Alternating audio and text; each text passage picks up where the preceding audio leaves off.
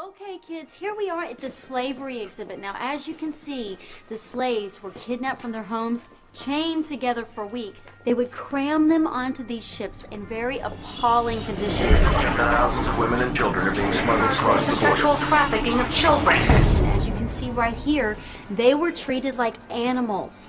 They worked all day long for no pay. In sweatshops raided by police, children forced into slave labor. Some of the slave masters were very cruel. They whipped them and they beat them, as you can see in some of these pictures. Well, brutal, even fatal. So, before moving on, are there any questions? Does this still happen today?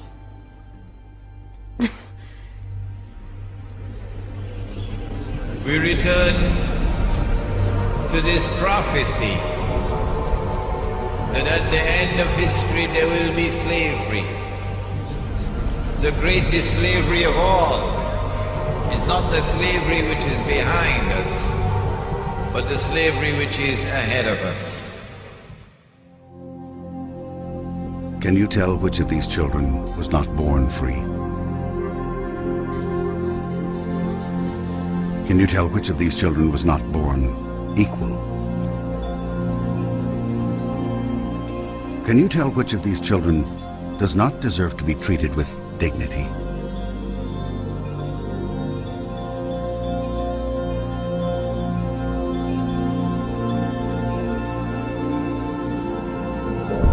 We can't either.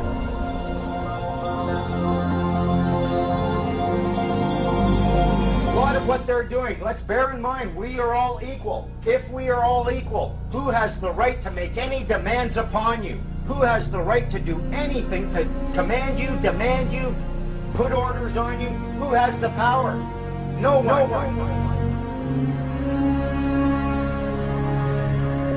How are you going to get people to change? Small acts of defiance, he says. I'm like, what do you mean by that? Never made the scene, just left him. Said that I didn't want to be part of his revolution, that I didn't want to see him again. But he phones me, tells me he misses me and wants to see me. So I do. I see him again. I got him all wrong, because what he's doing isn't bad. You have to look at the bigger picture. What's good for everyone. When you try to understand the world, one of the first things you'll see is that there are many structures of control that keep almost everyone in check and keep almost everyone repressed to some degree. And when people finally understand some of these structures of control, the first reaction is that they get very frustrated, and some people stay with that frustration for their entire lives. They just run around complaining about the system being fixed against them, and there's nothing anyone can do about it. Personal freedom is something that only you are responsible for, and if you ever stop working for it, you'll lose it. Let me tell you why you're here. You're here because you know something. What you know you can't explain, but you feel it. You felt it your entire life, that there's something wrong with the world. You don't know what it is, but it's there, like a splinter in your mind, driving you mad. It is this feeling that has brought you to me. Do you know what I'm talking about? The Matrix. Do you want to know what it is? The Matrix is everywhere. It is all around us. Even now, in this very room. You can see it when you look out your window or when you turn on your television. You can feel it when you go to work, when you go to church, when you pay your taxes. It is the world that has been pulled over your eyes to blind you from the truth. What truth? That you are a slave, Neo. Like everyone else, you were born into bondage. born into a prison that you cannot smell or taste or touch. A prison for your mind.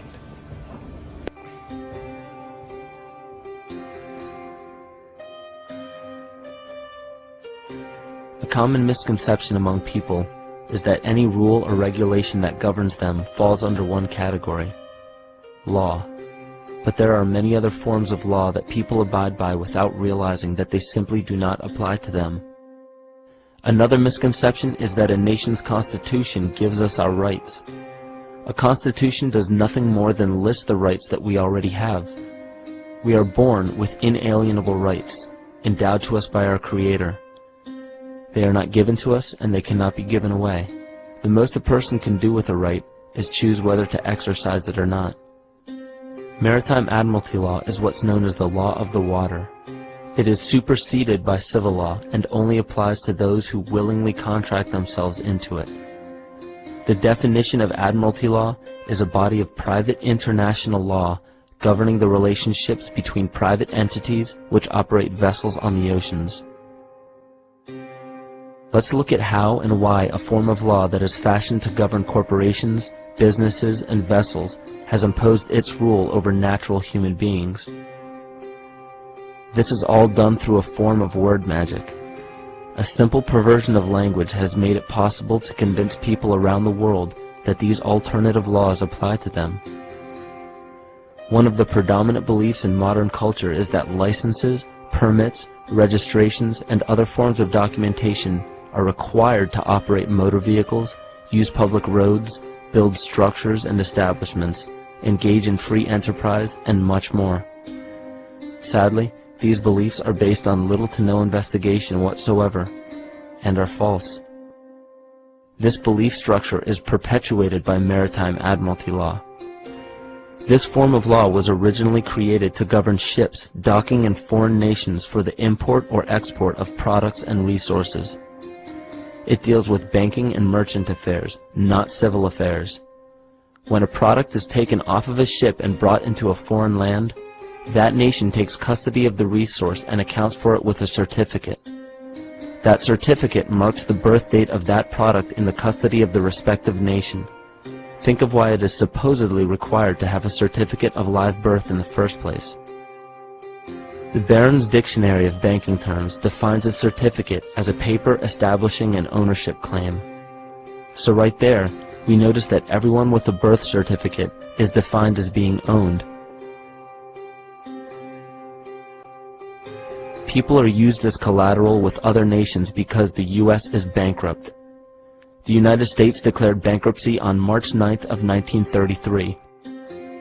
At this point, the U.S. began taking out loans from a private, non-government affiliated corporation called the Federal Reserve. With no money to pay back the loans, the United States began using the citizens as collateral. All birth and marriage certificates are literally warehouse receipts. Just look at the similarities of warehouse receipts and birth certificates. Both document the date of issue, a serial number, registration number or receipt number, a description of the product, and an authorized informant to notify the appropriate government agency. With all of this information being readily available, the majority of people are unaware of their involvement with maritime admiralty law. This is possible through the manipulation of language. This admiralty law changed the meaning of the word person from a natural living person to a corporation. Driver's licenses, vehicle registrations, auto insurance forms, building permits, gun permits, work permits, tax filing documents, birth and death certificates, traffic citations, and many other forms of documentation that were once believed to be absolutely necessary only apply to persons or corporations. Upon signing such a legal document, you are indirectly waiving your rights under the Constitution and lowering your status to that of a corporation that is created with the same exact name as you. The only way to reconcile your true name from the name of the corporation is to take notice that the corporation has its name in all capital letters. This is known as capitis diminutia maxima.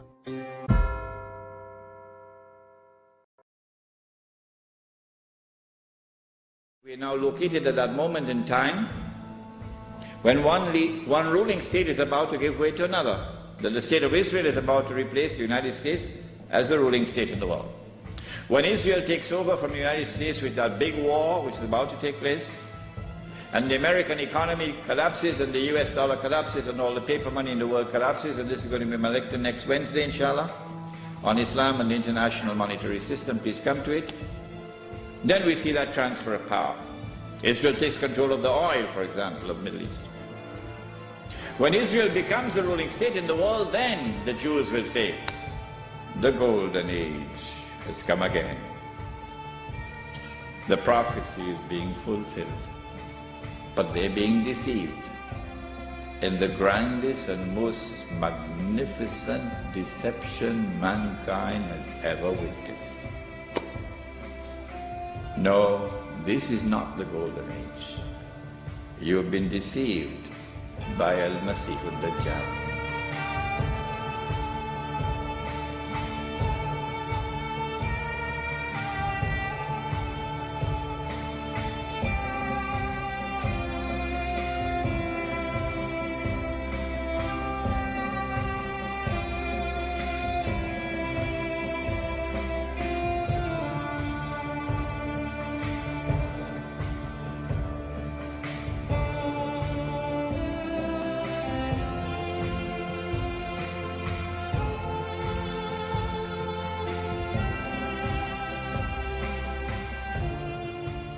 Any of us who studied any history at all knows that's exactly how World War I took place. Then World War II was fomented between the Zionists, between the German nationalists again, and the Brits to bring us in, and in World War II, Israel was to be born. And the Zionists were given power. So since the first two wars came off just exactly as that letter said, and that letter used to hang right in the British Museum Library until 1977 when Baron Rothschild became a director. And as soon as he was on the board of directors, that letter disappeared from the library. Immediately.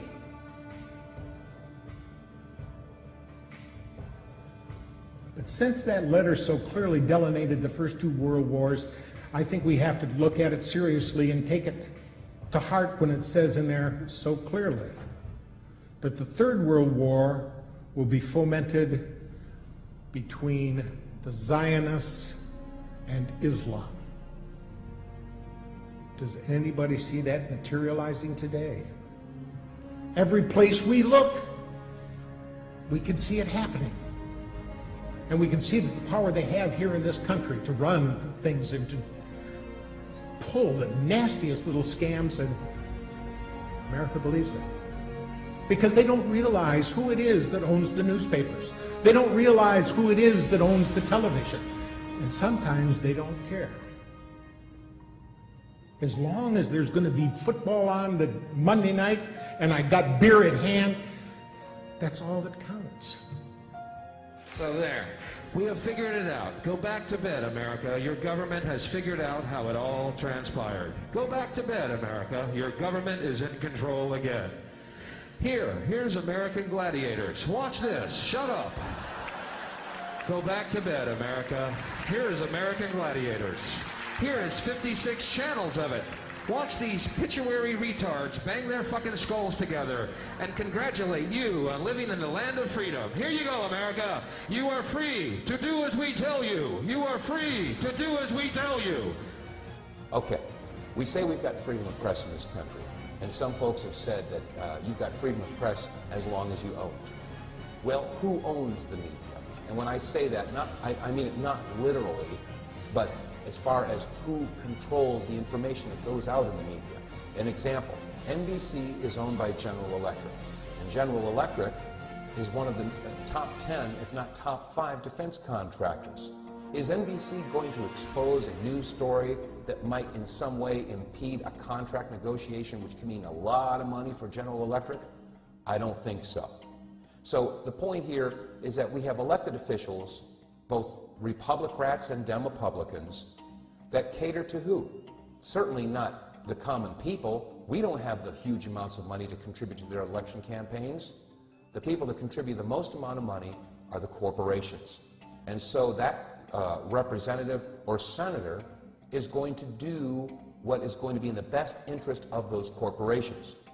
So if the corporations are controlling and influencing our elected officials, we must also take a look at the mainstream media. Who pays the bulk of the advertising dollars that keep the mainstream network news going? Is the major corporations. So what we have now is we have corporate control of elected officials, corporate control of the media, and this is why some people are now calling it the corporate Borg, because they have assimilated several different areas of our entire society. The corporations control agriculture, technology, manufacturing, industry, education, communication. They control our elected officials. This is not a government of, by, and for the people. It is a government of, by, and for the corporation. And by definition, when business controls government, that is inescapably fascism. And then if the global currency crisis unfolds, then inevitably you get, I guess, an alignment under a global world government, a new global currency, and a new world order. So we may be moving towards that. Consume, consume, consume until we have no planet left to consume. What you need to do is buy things that you don't need. That's the best way to support the economy. Smiling is bad for the economy. Please do not smile, son. Wipe that off your face. We feel that in the very near future, the state, as in the government and the private banks which run the state, are going to ask you guys, normal human beings who are normal family people outside the uniform, to control us. They're going to use slaves to control other slaves, because we're all slaves in the livestock management program. Ladies and gentlemen, this is a lesson in absolute reality. What we have here is a group of people giving you an alternate message, and very quickly, Agent Smith and Agent Smith from the Matrix have decided to turn up in nice fluorescent jackets and question what we are doing. They were questioning how long we wish to be here, who is in charge, and what our purpose is. Until we break the law, they have no authority over us, nor you. You are free. You are born free. You will die free. And there's no police authority in this world. Power to the people. Swine flu is an illusion. Terrorism is an illusion. If you are not scared, you will not contract swine flu. You are not swine. You are divine human beings. No, we're not going to get in the van. You're not going to kidnap us. No, we're not going to get in the van. We've not broken... No, I'm not going to go into it. This is nothing personal, and I'm going to show you how much this is nothing personal.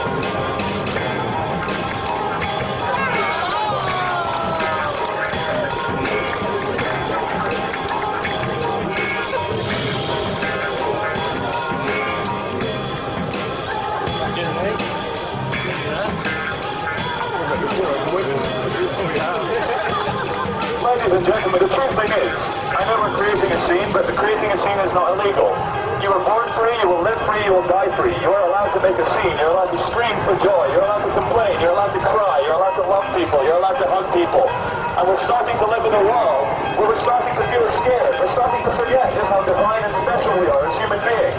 Every single one of you is the only example of you that will ever exist. And there's not a single authority on this world who can tell you how to behave in any time, any place, anywhere. You are free, you will live free, you will die free. The only chains that exist are in your mind. You can do anything you want if you put your mind to it. You haven't been brainwashed and conditioned, have you? No. It's all the others. You're not crazy, you're normal. It's the man with a megaphone, he's crazy. So if you see a man with a megaphone on the street, he's probably an attention seeker. Do not give attention seekers any attention. It just makes them do it more. Thank you all the city drones for working for big corporations.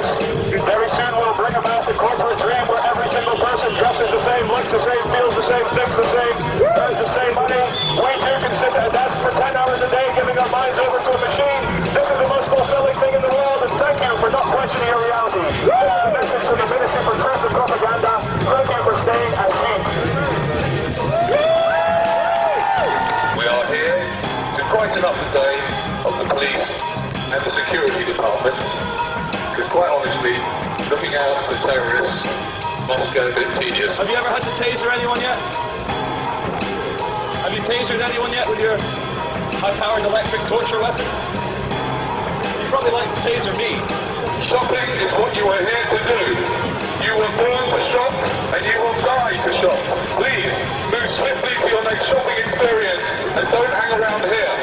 Terrorism, terrorism, terrorism, Al-Qaeda, Mohammed, terrorism, terrorism, war in Iraq, war in Afghanistan, Al-Qaeda, Osama bin Laden, Bora Bora, Afghanistan, terrorism, stay scared, stay separate, terror, terror, terror, terror is bad, you are bad, go shopping, stay scared. She said, can I do this beyond the pillows, because I'm not allowed to do this, because it's private property.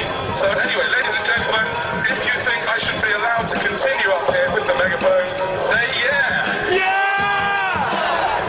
I think you've been outnumbered, madam. But let's wait till the police come along and have some fun. Hello! Hey, it's from yesterday! How you doing? Ladies and gentlemen, if you haven't noticed, 3 actors have arrived in costume. They are acting policemen. Okay, I'll just ask you to go down the bottom of the steps. Yeah. Thank you!